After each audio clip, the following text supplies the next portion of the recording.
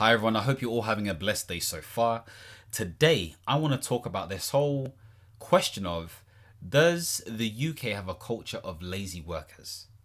Crazy one, I know. But the reason I'm asking this question is because I started to think about this whole productivity thing. In other words, our economy isn't as productive as it once was. Now, of course, productivity improved by 0.5%, I think, as of last month, I want to say. But really and truly, why aren't we as productive? What is this linked to? Okay. Now, of course, one caveat I want to make is that the productivity of a country is measured through the outputs of how much money we make, which is crazy because we have to recognize that money is not the only determinant of productivity. I know there are many people, many people who are working their tails off in order to make ends meet or at least provide value for the organization that they work for, because we're being taxed like crazy. The cost of living is going up. The squeeze is happening. Stagflation is happening. Stagnation is happening. Like, there's loads of stuff that's happening that is just beating us down. So we need to remember that it's a difficult one for many of us. Now, I've written here that it's not necessarily that we have workers who are lazy in the UK, but we have a lazy system. So one that doesn't necessarily have the right mission statement or purpose to invigorate people to have the environments to feel like they can work in a very healthy way. One that misuses talent, where you've got talent who is essentially acting as two whole-time equivalents in a workplace as opposed to one, because they're talented. They're the go-to person. I've been there, done that. I hear it. See it all the time, even within the contracting and consulting capacity. You're wearing many hats, or you'll see in a public sector in the NHS, oh yeah, they can do 0.3 whole-time equivalent and they can do 0.2 and then they can do 0.5 on this project here. They split one person into these different roles, never ever getting anything done, misusing talent. And also this whole idea of mistaking presence for performance. So sometimes you just merely have to be present. This is why that whole quote of just being present is enough sometimes. Just being present is being mistaken for performance, but all it is being present. So let's explore this in a bit more detail. So when we think about sort of like the headlines in the media and all this kind of stuff there, especially during the pandemic, we saw this whole stuff of the Great Resignation. And the Great Resignation was essentially where many millennials and a lot of Gen Zs, even though they didn't have the opportunity essentially, were leaving the workplace. They just thought, I was one of them. I didn't even realize. I left a permanent 9 to 5 in 2021, beginning of 2021. And that's when my contracting career started. So I'm still working, of course. But I left a permanent 9 to 5. Why? Because I was fed up. And what was I doing before that? Before I did the Great Resignation, I was quiet quitting. And why was that? My personal reason was because I was not a fan of the leadership. I mean, the place I was in beforehand was fine. They were great. They were awesome. But I had outgrown that place and I needed somewhere to sort of like spread my wings. Went to this place, dysfunctional, all over the place, la-di-da-da-da. There was a lot going on. And when you systemically see why that is, that's typically because, number one, you have poor leadership, which is defined by individuals who don't necessarily invoke a vision, set the right process or methodology, and don't bring everyone together. You also have a situation where you have their leaders who don't know how to manage well. Again, who aren't versed in a certain space, and maybe nepotism has brought them in. And also you don't have the right cultural policies, okay, that necessarily incentivize or encourage individuals to do more, have more, and be more. But essentially, put that aside. If you had the right leadership, that'd be enough, because that sets the tone for the culture. And so you got a lot of that stuff happening. No appreciation for what people do. No feedback in terms of the value that talented individuals, not so talented individuals, people in the middle provide. No feedback. And so if you have a poor set of leaders and or teams or whatever it may be, of course, you're going to get quiet quitters and people who join the great resignation. You've also got employer complaints. Okay, so we've seen this with I think his name's Jamie Dimon, the CEO of JP Morgan. Talking about this work ethic. We lack work ethic. Too many people working from home. They're not working properly. They're not doing enough X, Y, and Z. No one wants to work anymore. No one does real hard work. But there is a question centered around whether these notions are outdated. And some people may say, oh, but the statistics say blah, blah, blah. And maybe the statistics are right. I don't know. But there is something to be said about being clear about what are the objectives for the key stakeholders and or investors versus what are the expectations or what is reasonable for those workers who are delivering on investor or key stakeholder expectations. Where is the middle? Where's the healthy middle? What does that look like? And no one's perfectly going to get it right, but there are some organizations that are getting it right and are super productive. There are others who are trying to do the same thing but are not as productive. So there's no simple solution. So is where you're outdated? If you're a leader listening to this, can you do something about it? Now, of course, productivity isn't purely about the hours worked. But if you compare, let's say, for example, again, let me not do apples and oranges because I don't know the stats. So let me not even go down that road. But the truth of the matter is we do long hours. A lot of us do long hours. Okay. And we do long hours because we're now in a situation where employers can't afford necessarily to bring in people, or they don't have the capacity or resources to manage that effectively to bring in the right people because they don't have the money. So there is something said about the fact that we don't necessarily have the funds, expertise, and or talent to bring in the right sort of people. So the question then becomes, is it truly or really the workers, or is it the system? How are we defining the system? The system's going to be a collection of stuff. It's going to be a collection of how we hire, who we hire, the approach we take, the systems embedded in place, i.e. the processes, the policies, the behaviors, the sort of like assumed cultures that exist when things don't go right. That's part of the system. You've also got, if individuals or leaders are penalized for not doing X, if they're just focusing on revenue and the metrics don't necessarily focus on well-being, so to speak, or whatever it may be. This drive for revenue, this drive for money is heavily, whether they want to agree or not, is heavily pushed by government. But then you could argue that's then pushed by investors also.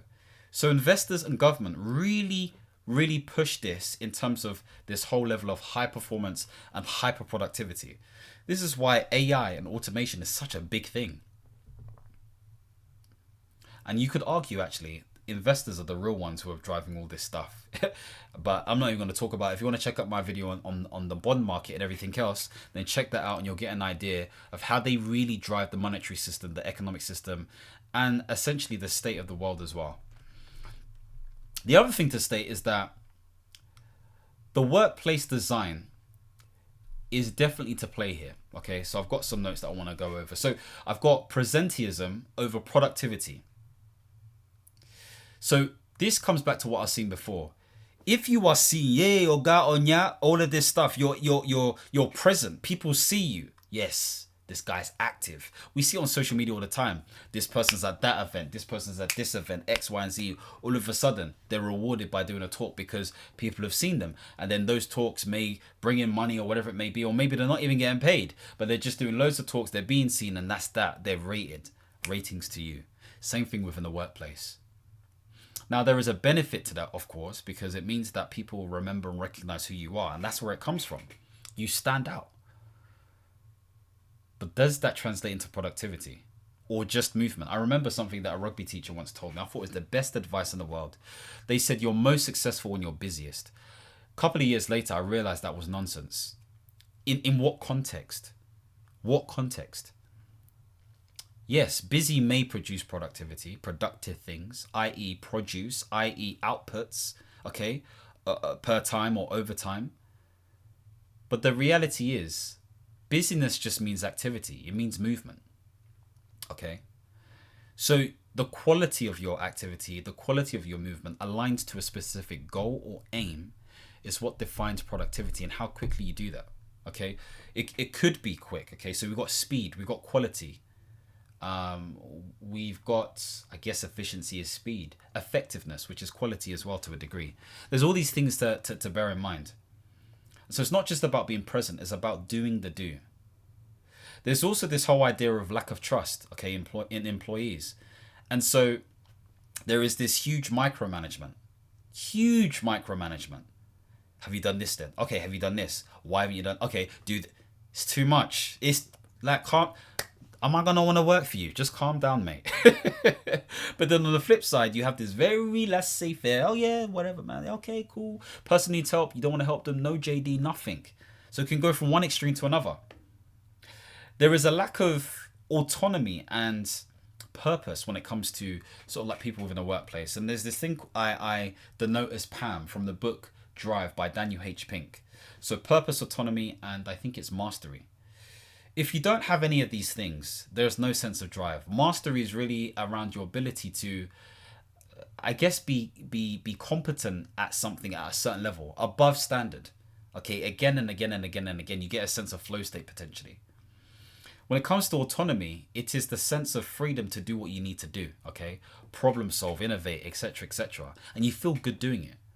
And when it comes to purpose, there is a deeper sense of meaning. It's rooted, it connects with your positive values, your core values. And so if these don't line up in some way, shape or form within your workplace, and this won't 100% line up, let's be real. Maybe there's one missing, maybe there's two missing. But if one of them's not there to some degree, yeah, there's an issue. And so when we don't have this, there's no spark. Of course, there's also outdated structures, sort of like rigid timetables, lack of flexibility, this whole thing against sort of like remote working, all of that kind of stuff. So what do we do? What do we do about this? Well, before I start talking about what we do in any capacity, again, if you want this stuff within your inbox, okay, a reminder every Sunday at 2 p.m. Then I talk about this stuff in my Consultant Mindset newsletter, where you can read about portfolio careers, contracting, consulting, and the alike. So if you're interested, click on the link below and sign up for my newsletter. So then moving on from that, we also want to talk about this whole idea of burnout and laziness, okay? Now this is a tricky one for me to talk about because I've felt physical burnout and values-based burnout. It's weird. The last one is weird. Physical burnout, your body just can't do whatever. Value-based burnout is where there is so much of a lack of alignment that you just switch off. Like, and you may even naturally move into a state of depression if you feel low mood for over 2 weeks. Okay, clinically, that's what it's defined as. There's also this whole thing of the post-pandemic fatigue. I think we still have this. People are fatigued based on the fact that they were imprisoned. They were in 4 walls for 2.5 years. Okay, not really seeing anyone. Didn't get to see loved ones, sort of like send off if they passed away. All of this kind of stuff, I think we're still feeling it. Some people will say, oh, it's the vaccine. Potentially, who knows? Point I'm making is there is this continued level of fatigue that we haven't really burst through. And whilst we had this low mood, we've become more anxious. We've been more insular by nature. Things have become more expensive. It's harder to gain certain opportunities. Different sort of political parties are more polarized by nature. You don't know whether you can say something or not. It's exhausting. Plus you got everything else that's happening. It's too much. There's obviously been a mental health crisis that's been happening. Now for the government to say they're removing the mental health element of the benefits part. There's a lot going on. And so we're moving to the space where, again, there's more of a focus on the right, so to speak, from a political axis standpoint. Therefore, not taking into consideration those who genuinely suffer from mental health conditions and illnesses. And so even if you're the other person who's like, I'm not going to let any of this stuff affect me. I feel it, but I'm not going to let it affect me. I'm going to be ambitious. I'm going to hustle. I'm going to grind. I'm going to do all of this different stuff. You don't see the reward. You don't see. So what I mean is, like, you could be hustling hard, putting in all the work, all the energy, and still not see results. Why? Because the system is not ready to receive you, because of how difficult it is to spend money or to feel more joyous or whatever it may be. So there's an energy trade-off. So we admire hustle culture, but at the same time, we shame people when, they set boundaries in real life. It's crazy. You should be able to do both. I don't think there's a right or wrong. If you want to do hustle culture, that's up to you. If you want to set boundaries, that's also up to you. But we shouldn't shame each other. As long as there is a certain level of alignment. There's this whole idea of balance. I believe more in alignment. And no one can define that for you but you. But it has to be a healthy sense of alignment. Don't overextend for no reason. So where do we get to with all of this stuff? I personally believe that a lot of this stems down to leadership. It really does. And it's difficult because leaders are also part of this challenge that we face. But there has to be some people who rise above it in some way, because it raises the moods of everyone else, including themselves. And for me, when it comes down to leadership, I break it down into 5 different things. I'm going to break it down very quickly, but you can check a video on leadership on my channel to learn more. But there needs to be audacious authenticity. They need to be brave to be themselves and honest, okay, and have a certain level of self-monitoring that isn't overextending or underextending. Number 2, there needs to be a certain sense of crystal clarity. So they need to create clarity for themselves and others, because if they understand what they're doing for themselves, then others will understand better. The third thing is there needs to be considered communication. So how they communicate with people, how they exchange ideas, how they, feedback and encourage and motivate, ask questions, support, mentor. All these things are really important. Essentially, have a holistic sense of emotional intelligence. The fourth thing is voracious vitality. And this really comes down to how they look after themselves, how they look after people around them. Eat well, sleep well, drink well, all of that kind of stuff there. I'm not saying you need to drink 300 times 8 mils of water a day and all that kind of stuff there, and have to be jogging. No, but respect yourself, okay? Because people will feel that certain level of respect. And then finally, there is this element of perceived perception. So you getting feedback from people, understanding and taking in that feedback in order for you to do better and improve and innovate. I believe if that was followed, there'd be less of a toxic nature to work.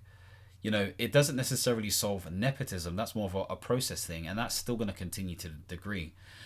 But at the same time, it does create a healthier space. We need leaders who don't just lead. Sometimes we need them to be subject matter experts. Not all the time. I don't believe in that 100%. But sometimes we need that so they know how to lead even better. So these are all things that need to be borne in mind. Of course, leaders need vision. They need to be able to paint a picture of the future and bring people along that journey. So leadership is part of the problem, but we also need to think about this whole idea of hard work. So productivity is outcomes based. It's not hours logged. That's another way of saying it's not just about being present. It's actually being productive. So we have to understand that efficiency is more powerful than effort. Now, just because I use the word efficiency doesn't mean AI, automation, all that kind of stuff that it could do, but it doesn't necessarily mean that.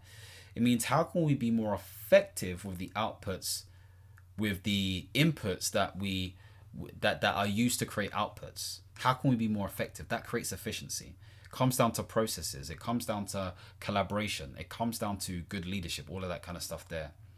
Of course, embrace smarter tools where we can, but more importantly, deep work is better than shallow work. I'll give you an example. Having 12 meetings a day, crazy one.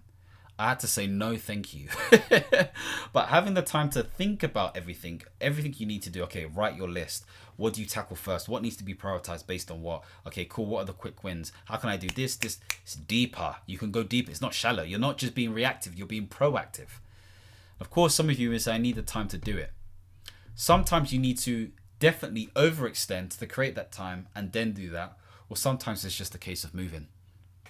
I know the job market is wild right now, but sometimes that is the case. But yes, this is a conversation for leaders too.